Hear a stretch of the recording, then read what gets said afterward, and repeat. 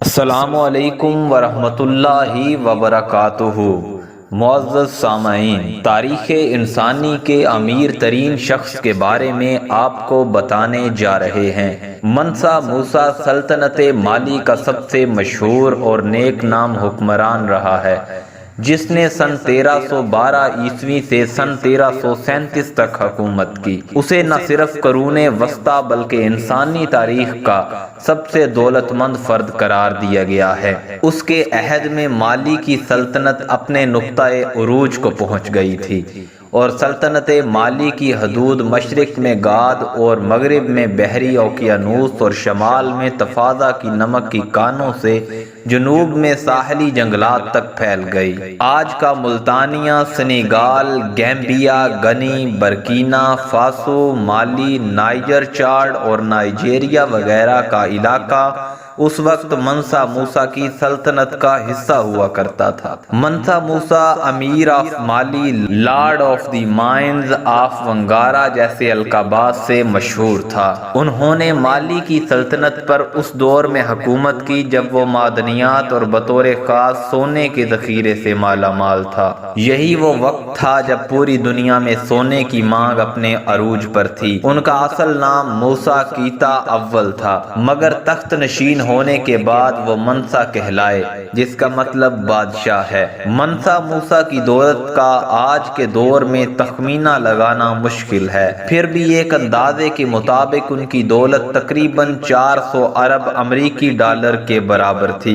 منسا موسیٰ کے دور حکومت کی مشہور ترین کہانی ان کا دورہ حج ہے۔ اس سفر میں منسا موسیٰ نے تقریباً 6500 کلومیٹر کا فاصلہ طے کیا تھا۔ واقعہ یہ ہے کہ جب منسا موسیٰ کو دیکھنے کی خواہش رکھنے والے ان سے ملنے گئے تو ان کے قافلے کو ہی دیکھ کر دنگ رہ گئے۔ لوگوں نے دیکھا کہ منسا موسیٰ کے کارواں میں تقریباً 60,000 افراد شامل تھے، جن میں سے 12,000 ان کے ذاتی پیروکار تھے۔ منسا موسیٰ جس گھوڑے پر سوار تھے، اس کے آگے 500 افراد کا دستہ چل رہا تھا، جن کے ہاتھوں میں سونے کی چھڑیاں تھیں۔ منسا کے قافلے کے یہ پیش رو بہترین ریشم کا لباس استعمال کرتے تھے۔ یہ سفر اتنا پرشوق تھا کہ اس کی وجہ سے منسا موسیٰ کی شہرت نہ صرف اسلامی دنیا کے ایک بڑے حصے میں پھیل گئی بلکہ تاجروں کے ذریعے یورپ تک منسا موسیٰ کا نام پہنچ گیا۔ سفر میں منسا موسیٰ نے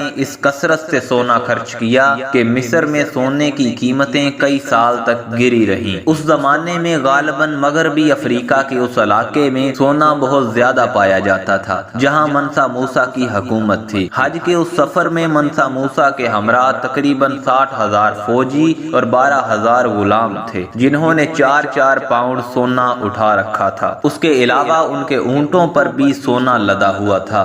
ایک اندازے کے مطابق منسا موسیٰ نے تقریباً 125 ٹن سونا اس سفر میں خرچ کیا۔ اس سفر کے دوران وہ جہاں سے بھی گزرا غرباء اور مساکین کی مدد کرتا رہا اور ہر جمعہ کو ایک نئی مسجد بنواتا رہا۔ منسا موسیٰ اس قدر فراخ دل تھے کہ جب مصر سے گزرے تو یہ کہا جاتا ہے کہ انہوں نے غریبوں کو اتنے دیے کہ علاقے میں افراط زر ہو گیا۔ منسا موسیٰ مکہ معظمہ میں ایک اندلسی معمار ابو اسحاق ابراہیم الساحلی کو اپنے ساتھ لایا، جس نے بادشاہ کے حکم سے گاد اور ٹمکٹو میں پختہ اینٹوں کی 2 مساجد اور ٹمکٹو میں ایک محل تعمیر کیا۔ منسا موسیٰ کے زمانے میں مالی کے پہلی مرتبہ بیرونی ممالک سے تعلقات قائم ہوئے۔ منسا موسیٰ کے بعد مالی کی سلطنت کا زوال شروع ہو گیا۔ ایک ایک کر کے تمام علاقے ہاتھ سے نکل گئے اور تقریباً سن 1854 میں شہر گاد کے سونگائی حکمران نے مالی کی سلطنت کا خاتمہ کر دیا۔ مشہور سیاح ابن بطوطہ نے